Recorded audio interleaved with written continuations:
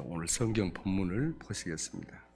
출애굽기 11장 4절에서 10절까지입니다.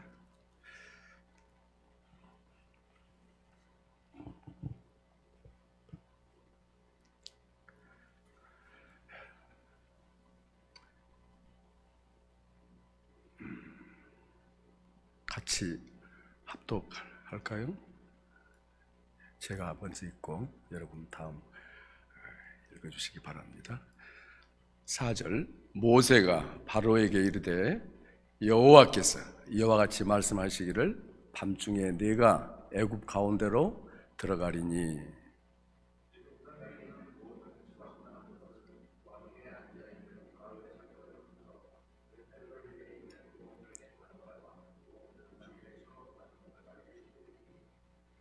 애굽 온 땅에 전무후무한 큰 부르짖음이 있으리라.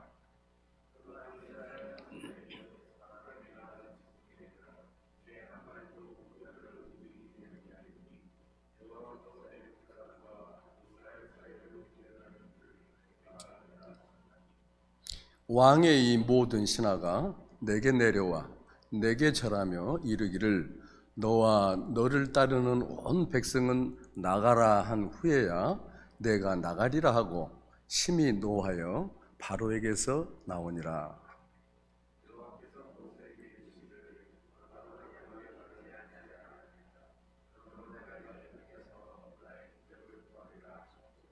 같이 읽을까요? 모세와 아론이 이 모든 기적을 바로 앞에서 행하였으나 여호와께서 바로의 마음을 완악하게 하셨으므로 그가 이스라엘 자손을 그 나라에서 보내지 아니하였더라. 아멘. 오늘 드리고자 하는 설교 제목은 교회와 세상입니다. 오늘 본문 내용은 하나님께서 430년이라는 긴 세월 동안 애굽에 종살이하던 이스라엘 백성을 탈출시키기 위해서 애굽에 여러 가지 재앙을 내립니다. 9가지, 총 10가지 재앙을 내리시는데 그 중에 9가지 재앙을 내렸는데도 불구하고 애굽 왕 바로는 파라오죠. 바로가 말을 듣지 않습니다. 그래서 이제 하나님께서 마지막으로 애굽의 모든 장자, firstborn son, 처음 태어난 남자아이들 그리고 가축을 포함해서 모두를 죽이겠다 하는 내용을 모세에게 지금 말씀하고 계시는 내용입니다. 출애굽하던 그 시대에 애굽은 오늘날의 이집트는 어떤 나라였을까요?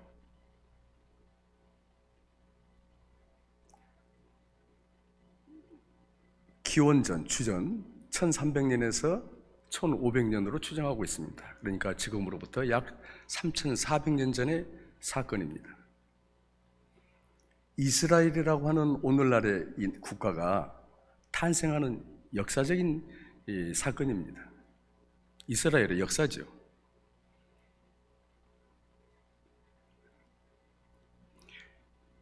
이스라엘은 그 시대에 가장 부흥하고 이스라엘 역사상 가장 발전된 황금시대였습니다. 어떻게 그렇게 될 수 있었을까요? 그는 가장 근본적인 이유는 한 가지, 나일강 때문이었습니다. 나일강, 세계에서 가장 긴 강입니다.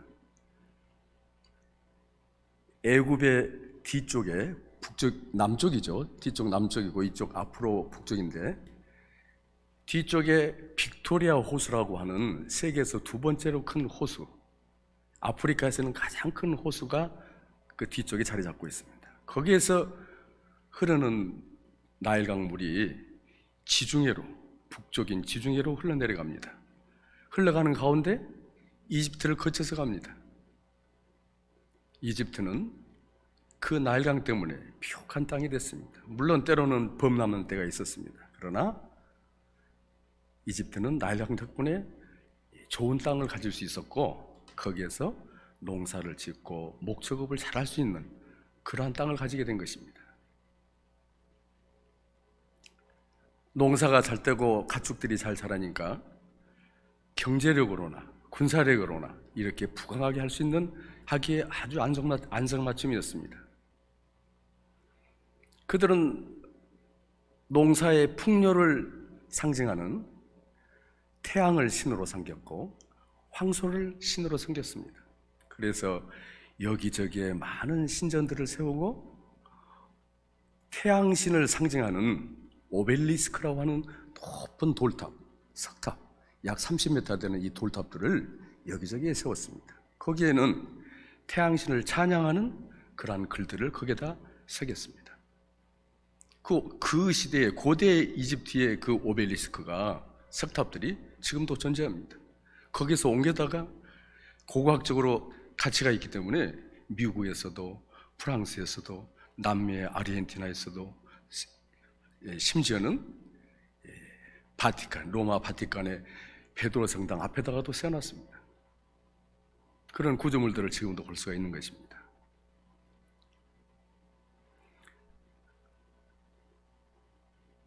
우리가 모세 행화를 보면은 나일강에서 갈대 상자에 들어있는 모세를 건져다가 자기의 양자로 삼은 공주가 있죠. 하트셉스트라고 하는 공주인데 그 공주가 나중에 여왕이 됩니다. 이집트의 여왕이. 최초의 이집트 왕입니다. 이 하트셉스트가 얼마나 정치적인 지도력이 뛰어나고 외교 능력이 탁월해서 이 이집트를 부흥 발전시켰습니다. 동서남북으로 나라를 확장시키고 그들로부터 받아들인 황금, 보석, 상아가 넘쳐났습니다. 그들은 그걸 가지고 즐겼습니다.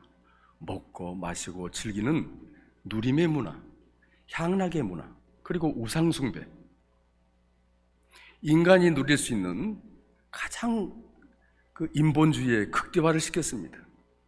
그야말로 애굽은 한마디로 누림과 향락과 우상숭배의 상징이었습니다. 세상 나라의 대표요 상징이었습니다. 하나님께서 싫어하시는 세 가지가 있는데요. 그 하나가 바벨입니다. 바벨탑, 바벨론 아시죠? 바벨탑을 세워서 하나님만큼, 하나님보다 더 높아지고 싶어하는 그 인간의 마음, 이거는 반역을 상징합니다. 그래서 하나님이 싫어하십니다. 그 다음에 소돔, 우리 소돔과 고모라가 유황불에 불타 없어진 거 아시죠? 소돔과 고모라는 같이 인접해 있는 두 도시인데 사해 바로 우측에 있는 두 도시였는데 타락의 도시였습니다. 특히 동성애, 남색, 그 고대의 그러한 일들이 지금 벌어지고 있다는 것은 참으로 놀라운 일입니다.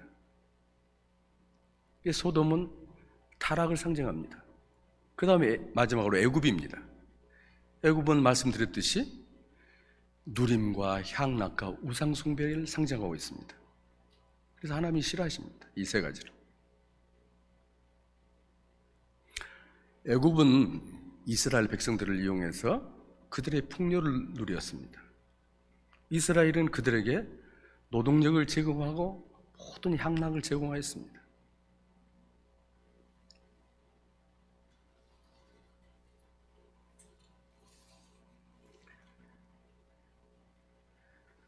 요셉, 이집트의 총리, 국무총리죠. 야곱의 11번째 아들이 총리로 있을 때는 야곱의 후손들이 대접을 잘 받았습니다. 그러나 요셉이 죽고 또 왕정이 바뀌짐에 따라 결국은 이스라엘 민족이 노예로 전락됐습니다.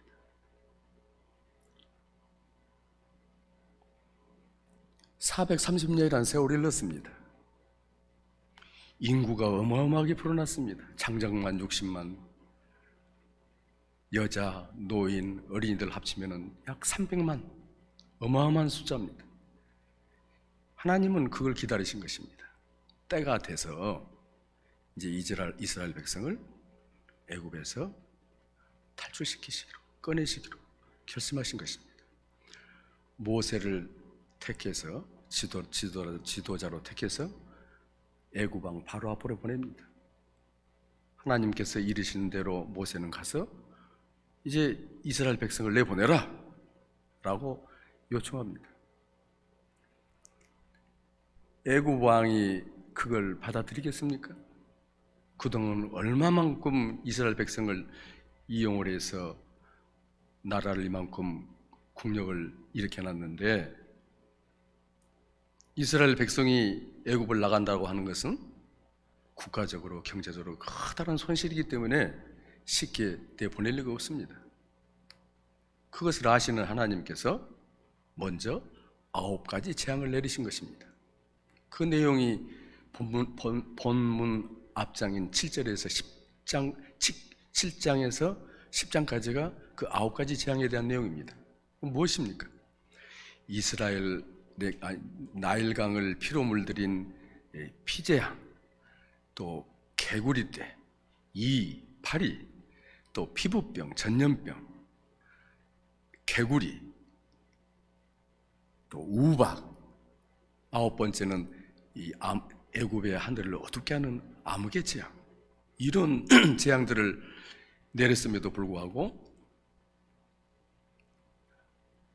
바로가 말을 듣지 않는다는 얘기죠. 그래서 이제 마지막 재앙인 장자 재앙, 첫 번째 태어난 남자아이들, 남자 가축들을 죽이겠다는 얘기.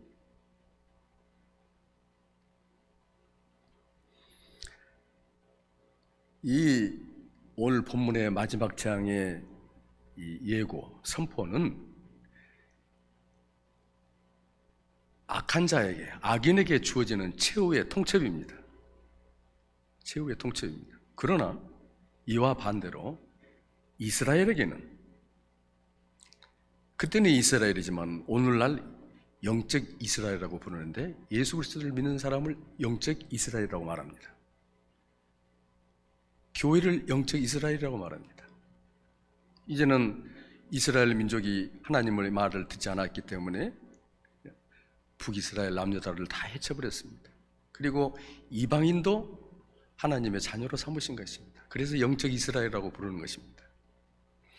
이 영적 이스라엘에게는, 오늘날 우리 그리스도인들에게는 구원의 선포입니다. 악한 자에게는 최후의 통첩이지만은 우리 믿는 자들에게는 구원의 선포인 것입니다.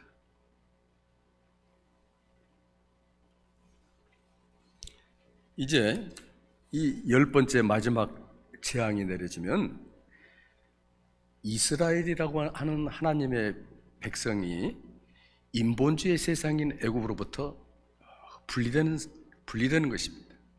그리고 이스라엘 백성은 하나님이 인도하시는 새로운 땅으로 이주합니다. 애굽과 이스라엘이 분리되는 순간입니다. 애굽은 인간이 다스리는 세상 나라의 대표입니다. 이스라엘은 하나님이 다스리시는 하나님 나라의 대표입니다. 이게 뭘 상징할 것 같습니까? 바로 이스라엘은 교회예요, 애굽은 세상이라는 얘기입니다. 오늘 설교 주제가, 제목이 교회와 세상입니다.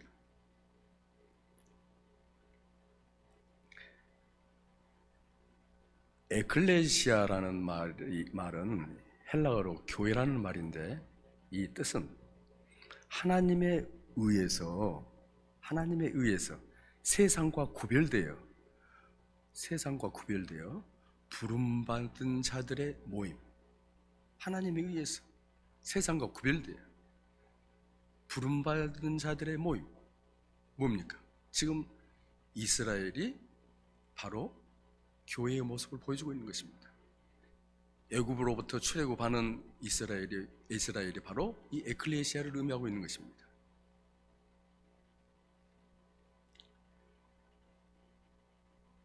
오늘 본문은 교회와 세상을 분리시키고자 하시는 하나님께서 마지막 재앙을 내리고자 하시는 것입니다. 교회와 세상을 분리시키고자 하시는 것입니다.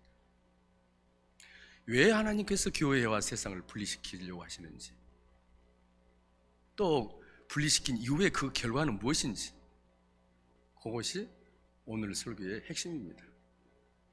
첫 번째로, 분리하고자 하시는 이유는 하나님 나라의 비밀을 교회에만 알리시고 세상에는 감추기 위함이십니다.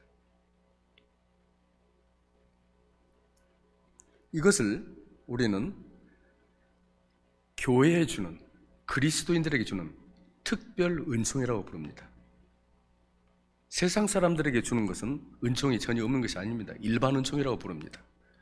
특별히 예수 그리스도를 믿는 자, 하나님을 믿는 자들에게 주는 것을 특별 은총이라고 합니다. 그게 무엇입니까? 성경입니다. 교회의 공동체에 모이는 자, 예수 그리스도를 믿는 자에게 그 손에 성경이 주어지는 것입니다.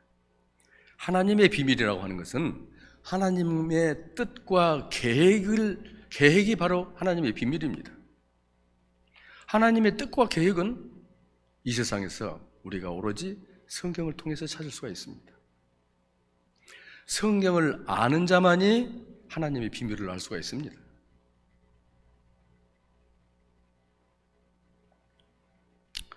예수님께서 마태복음 13장에 씨 뿌리는 자의 비유를 말씀하시면서 이렇게 말씀하십니다. 씨 뿌리는 자의 씨가 뭡니까? 복음입니다.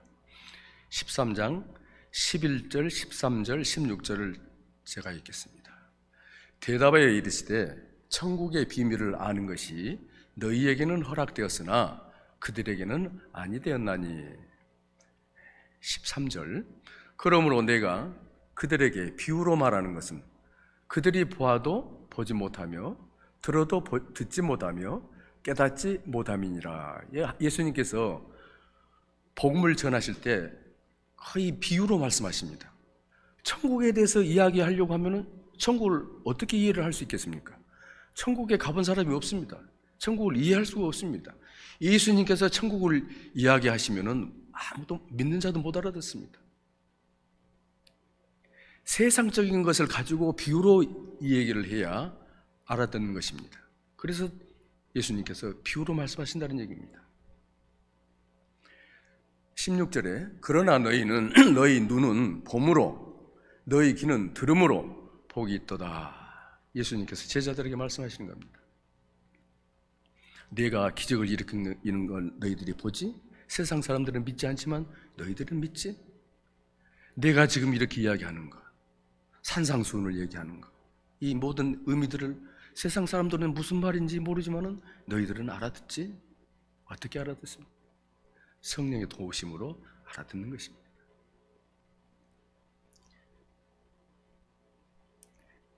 세상 사람들은 무슨 말을 해도 못 알아듣지만은 교회에 모이는 천국 백성들만이 알아듣는다는 얘기입니다. 둘째로, 교회와 세상을 분리시킨 이후에 그 결과는 어떻게 나타날까요? 지금은, 현재는 세상과 교회가 같은 시간 속에서 공간 속에서 같이 존재하고 있죠. 외형적으로는 구별이 되지 않습니다. 그러나 그 내면에는 반드시 구별이 있습니다. 그리고 그것은 장차 눈으로 볼 수 있는, 가시적으로 그것이 분명히 또렷하게 구별이 됩니다. 예수님께서 다시 오시는 날, 재림하시는 날, 최후의 심판날에 그 구별이 분명히 성취될 것입니다.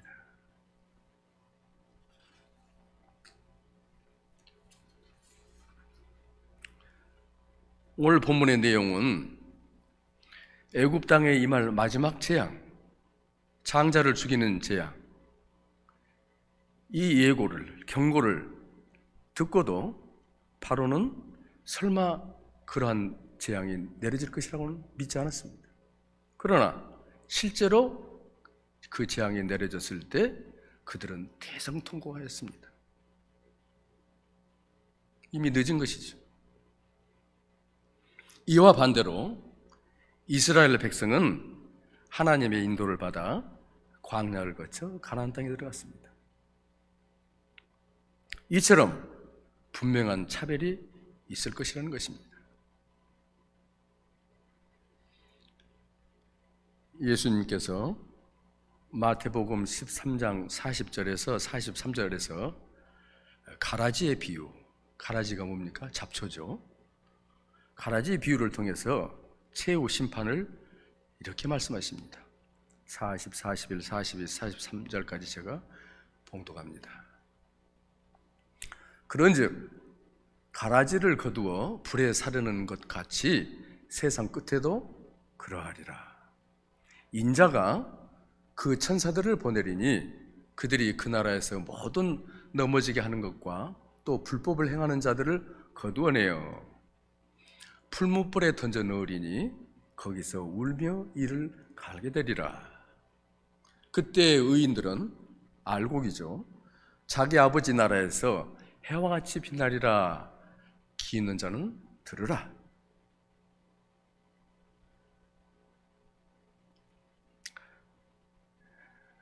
가라지는 즉 악한 자들은 영원히 꺼지지 않는 지옥불 속에 태워지고, 알고 즉 의인들은 하나님 나라에서 해와같이 빛날 것이라고 말씀하십니다. 사랑하는 성도 여러분, 우리는 세상과 구별되어 하나님의 특별한 보호와 인도를 받는 하나님의 백성들입니다. 말세에 살고 있는 우리는 더욱 잠 깨어서 날마다 근신하며 슬기로운 다섯 처녀와 같이 주님 오실 날을 예비해야 할 것입니다. 하나님께서는 교회와 세상을 구별하십니다.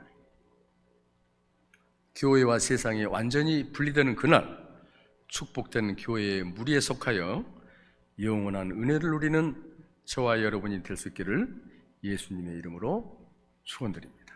기도하겠습니다. 하나님 아버지, 감사합니다.